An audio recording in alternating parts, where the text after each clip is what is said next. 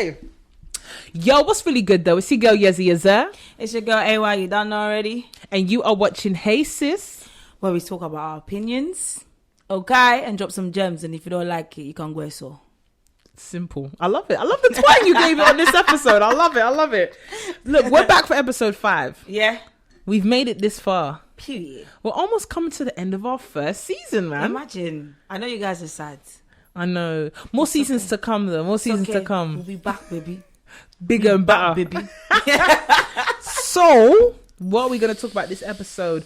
On this episode, and you said you wanted to do like a warning. Yeah. Say it first, and I said chicken warning. Okay, cool. So on this episode 5, we are going to talk about the fact of, do black people have a victim mentality?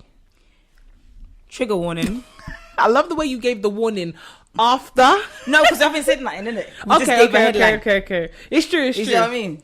Okay, so what are we saying on that one? If you don't like what we have to say, come off the app. No, for real. It's for free. It's easy. But don't forget to like or dislike. Like, it's still. What you do is, you press that button at the top. Which top? Go back. Okay. Close app. Then you close the app. Just close it. You don't have to be on here. Do you understand? All right. It's just you can subscribe as well. You can subscribe in it and hate on the side. No, it's just an opinion. Do you know what I'm saying? It's just opinions. Don't get too triggered about it.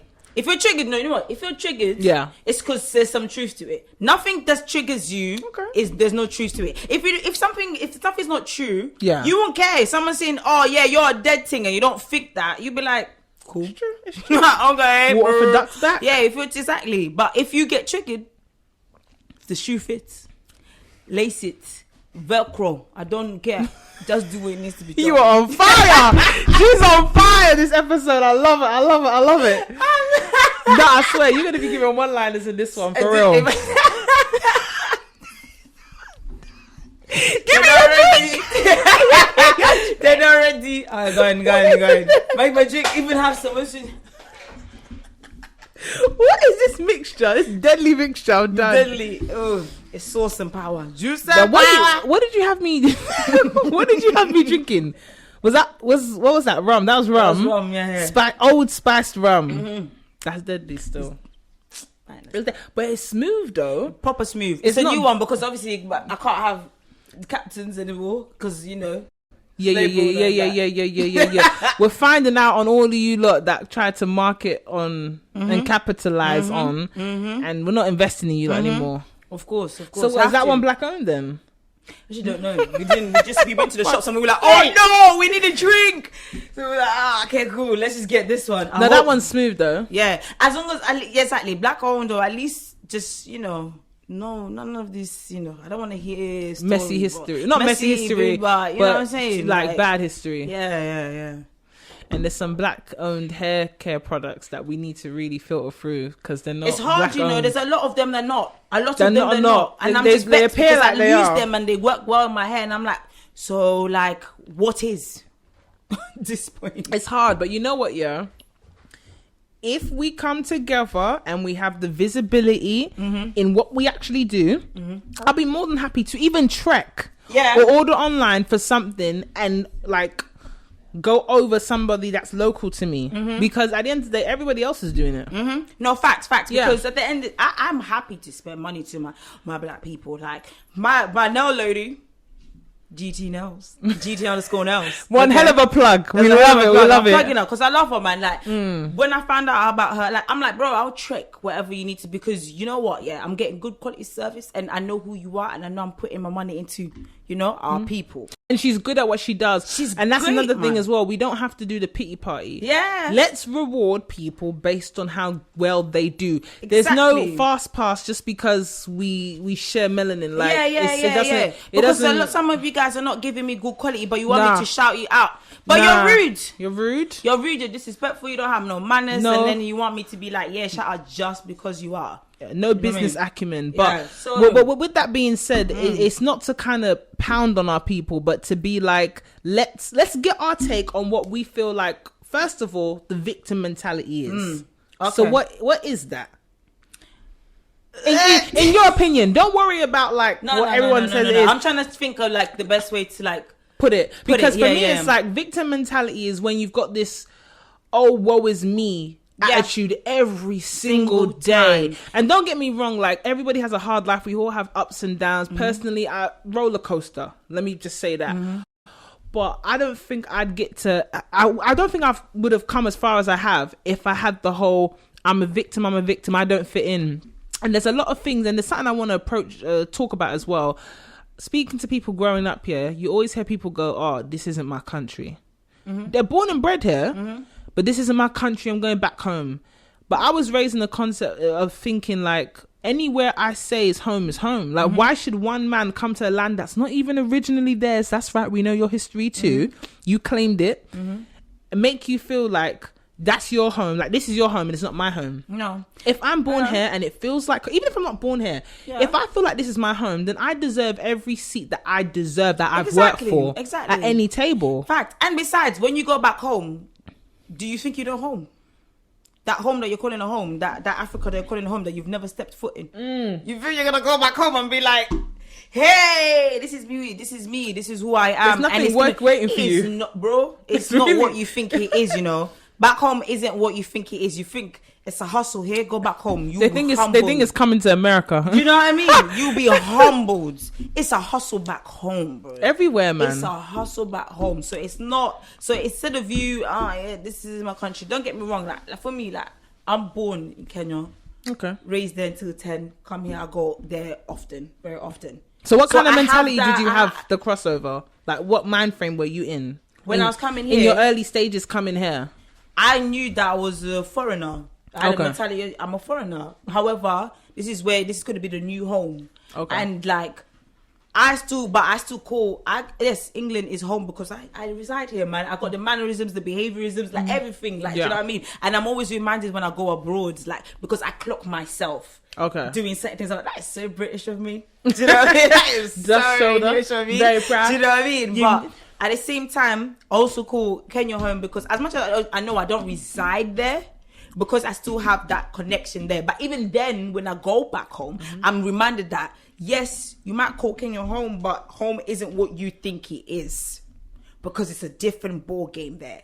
Things are played differently. It's a hard knock life back home. It's a real hustle back home. Yeah. Do you know what I mean? And you walking around with your fancy stuff, that's nice. Most people don't have that. So if you do have that, a lot of people do have the mindset of, I want that. So they'll find a way to get that. From you, not even from just because I want that because I'm trying to get back. No, from you because it's a hustle. Like the disparity between the rich and the poor is evident. No, it's real. President, like, they're not hiding it. Here they disguise it. You know what I mean? You can at least you're able to do these loans and get this and get that. No, at home it's either got money or you don't. You're rich or poor. There is no middle class. There's no middle class back there. But have you ever had a situation where you felt like the victim?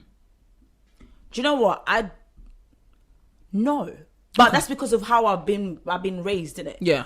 My auntie my family, they told me from the day when we moved, my auntie, because she's a professor, so she's big in English. So she was like, listen, you're in a white man's world now. Let me tell you something, yeah? Whatever you do, if they do something, you have to work 10 times harder in it. Yeah, that's we all got that speech. But you know what? It doesn't matter. You can still do it. Do you understand? Don't let that stop you from being. You are capable. So just do what you need to do. Don't get me wrong. It's not fair, but it's cool. Once you've got that, you got in, you can try and make changes. But until then, don't. Oh yeah, this I have to do this, and that's not fair. Don't worry about that. You still got it anyways. It doesn't matter how much. Yeah, they might allow this person to do it because they're of the color of the skin, but you have to work 10 times harder. You still got it though. Because you've got it in you. So they can never really stop you from getting where you need to get, because end of the day, as long as you've got it in you, you'll get there. Yeah, and I think like we need to like go to the root of where we got this victim mentality from as black people. And I feel like it's very justified now sometimes. Everything is... No, it's true. Everything we're just triggered. And I'm like, whoa, we need to heal. But okay, cool. I'm glad you brought that point. So let's just say the root of everything was... It's no secret, stay free. Yeah. Okay, cool. We had this mentality of being victims because we were victims of brutality, rape, killing, stealing, everything, kidnapping, everything you can imagine. They went through it. is it insensitive to say we need to move on, and not to move on from what we experience, because that will always be there. That's a part of a lot of people's histories, whether their ancestors were part of slavery or not. But we see certain communities, I won't speak on them because when you get cancelled by them, it's serious. But we see communities who have, and no way am I saying they're equal to what the despair that black people have experienced, but we've seen other communities that went through their own type of mass killings. Let's just talk on that. Who have not forgotten what's happened, but have come together, put a victim mentality to the side, and they're one of the strongest and powerful communities in, let's just say, England alone. Yeah. I feel like some black people have a victim mentality, and that's holding us back from moving forward as a people. Yeah. And that victim mentality it also delves into the feeling of distrust for one another. Because of our high distrust that we have for one another, we're not able to come together to do things. We don't have a single community that we are powerful in, and when I say powerful in, I mean economically powerful in, whereby we are the majority of the owners, majority of the people living there. We actually can make changes there. So you go to certain communities and towns in like East Ham and Upton Park, predominantly Asian, living there, owning. They might have a few people within their local council who are able to make decisions in their communities to make their life easier. Exactly. Then when we talk about our towns, people might say, I mean, you lot have got Peckham. We don't own Peckham. No. We don't have majority of ownership in Peckham. No. Most business, we just shop there. We shop there. If we have shops there, we're renting. We don't own them, and we're being pushed out now because of gentrification. We don't own anywhere, even though we are the majority in some of our areas, because the councils have, you know, conveniently bunched us all together. Exactly. But our mentality is holding us back as a people. Yeah. Whether it's in education, some of the schools are performing poorly. Yeah. And we're depending on Ofsted to kind of tell us what schools are good and bad for our children. Exactly. So who are the same people examining our children? Not people that look like us. But this is it. It's like the conversation where we had about how, like, other people will have, like, after school lessons, and they'll be taught about their history, about their people. We're not taught. We don't do those things. Yeah. But we're asking for the same people that put us in these positions to do that for us. Yep. Like, don't get me wrong. We go through stuff. And yes, like, we have every right to feel that way. However, stop looking at them. Yeah. To now get us out. They will never. Almost like, you know what, this is a white savior mentality. That's what it is.